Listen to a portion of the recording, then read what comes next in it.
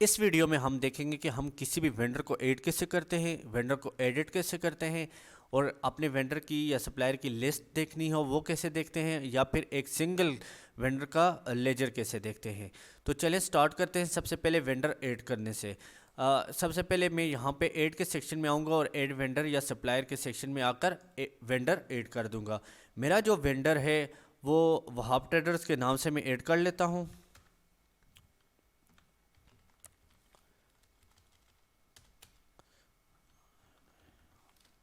ये मैंने वहाब ट्रेडर्स के नाम से एक वेंडर लिख लिया। अब आप उसका कोई एड्रेस वगैरह लिखना चाहते हैं तो वो भी लिख सकते हैं। उसके अलावा फ़ोन नंबर अगर उसका आप लिखना चाहें, मोबाइल नंबर लिखना चाहें, ओपनिंग बैलेंस अगर आप डालना चाहें तो वो भी यहाँ से आप डाल सकते हैं।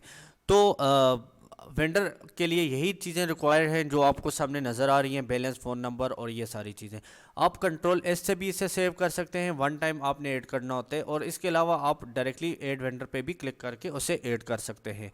मैं वेंडर को ऐड कर लेता हूं। अब अगर मैंने किसी वेंडर को एडिट करना है तो मैं यहाँ ऐड के सेक्शन में से तो मैंने ऐड कर दिया वेंडर को, नेक्स्ट एडिट के सेक्शन में मैं उसी वेंडर को एडिट भी कर सकता हूँ। फॉर एग्जांपल इसी वेंडर को मैं सर्च कर लेता हूँ एडिट वेंडर के सेक्शन में आकर, तो मेरे सामने ये वेंडर शो हो जाएगा। अब मुझे याद आया कि इसका बैलेंस 500 नहीं 1000 था, तो मैं यहाँ से ये भी ठीक कर सकता हूँ। कोई स्पेलिंग मिस्टेक है या यहाँ कोई एड्रेस वगैरह चेंज करने, जो भी करने आप सारा कुछ कर सकते हैं। अच्छा, मैं अपडेट वेंडर पे क्लिक करूंगा तो ये मेरा वेंडर अपडेट हो जाएगा। अब नेक्स्ट ये है कि हमने अपने वेंडर की लिस्ट कहाँ से देखनी है।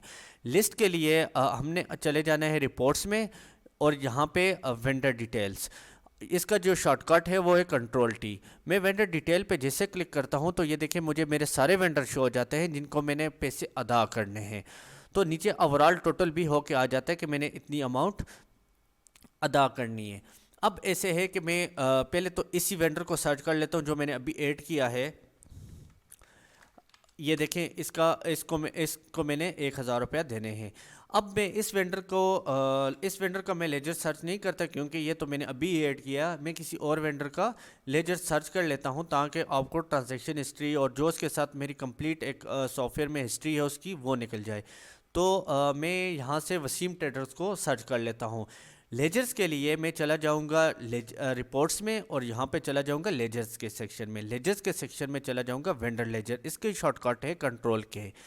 अच्छा, यहाँ पे जब मैं गया तो यहाँ पे मैं सर्च कर लूँगा वसीम ट्रेडर। जब मैं वसीम लिखूंगा तो मुझे मेरे सामने आ जाएगा। मैं इसको सिलेक्ट कर लूँगा फर्स्ट ऑफ ऑल। फिर उसके बाद मैंने ऐसे करने हैं कि अब मैंने डेट सेलेक्ट करनी है कि किस डेट से किस डेट तक मैंने इसका लेजर निकालना है। मिसाल के तौर पे मैं एक पूरे साल का निकालना चाह रहा हूँ, तो इसको मैं कर लूँगा 2022, और मैं यहाँ पे सर्च पे क्लिक कर लूँगा। ये देखिए अब इसके साथ जो भी हमारी कंप्लीट ट्रांजेक्शन हुई है, कोई बिल, कुछ इसकी जो बिल थी हमने कुछ परचेज़ किए इससे, कुछ पेमेंटें लगाई हैं, जो भी है सारी एक कंप्लीट हिस्ट्री आ जाती है ना। और ओवरऑल नीचे अभी क्लोजिंग बैलेंस भी बता देते हैं कि अभी आपने इसके इतने अदा करने हैं। अच्छा, यहाँ से ही अगर हमने प्रिंट निकालना हो तो हम यहाँ से पीडीएफ पे क्लिक करके प्रिंट भी निकाल सकते हैं। जैसे ही मैं पीडीएफ पे क्लिक करूँगा तो ये देखिए ये कंप्लीट इसका लेजर निकला है, और नीचे ओवरऑल टोटल अमाउंट भी लिखी हुई आ जाती है। अच्छा, ये तो हो गया हमारा किसी भी वेंडर का लेजर चेक करने का तरीका। अब अगर हमने किसी वेंडर को कुछ अदायगी करनी है तो वो कैसे करेंगे। मैं इसी वसीम ट्रेडर्स को यहाँ से कॉपी कर लेता हूँ और इसकी ही अदायगी कर लेता हूँ। पैसों का जितना भी लेन देन होता है वो ट्रांजैक्शन के सेक्शन में होता है। मैं चला जाऊँगा ट्रांजैक्शन में, और यहाँ पे वेंडर पेमेंट सेंड, यहाँ पे मैं सर्च कर लूँगा वसीम ट्रेडर को। ये देखें उसकी टोटल अमाउंट लिखी हुई यहाँ पे आ जाती है। या फिर जो मैंने ऐड किया उसी को कर लेता हूँ ताकि आपको समझ आ जाए, वहाब ट्रेडर। अच्छा, यहाँ से मैं इसको 500 रुपया लगा लेता हूँ। अब ये भी है कि मैं अगर इसको बैंक में से लगाया तो मैं कैश से डायरेक्ट डिपॉजिट पे करके तो यहाँ से मैं अपने बैंक सेलेक्ट कर दूंगा। अदरवाइज़ मैंने अभी कोई बैंक ऐड नहीं की हुई, इस वजह से मैं यहाँ से ही ऐसे कर लेता हूँ, इसको 500 रुपया लगा लेता हूँ कैश में से। बैंक नेम नहीं, कैश में से लगा लेता हूँ। अच्छा, अब ऐसे कंट्रोल एस से मैं सेव कर लेता हूँ। अब मैं दोबारा जब वहाब ट्रेडर सर्च करूंगा तो ये देखिए उसके 500 रुपये बकाया, और मेरी इसी लिस्ट में भी इसके 500 रुपये रह जाएंगे। मैं यहाँ से इसको सर्च कर सकता हूँ। अगर मैं इन सारे वेंडर की लिस्ट निकालना चाहूँ तो वो भी मेरे पास ऑप्शन है कि मैं यहाँ से पीडीएफ पे क्लिक करके सब वेंडर की लिस्ट एज अ पीडीएफ अपने पास निकाल सकता हूँ।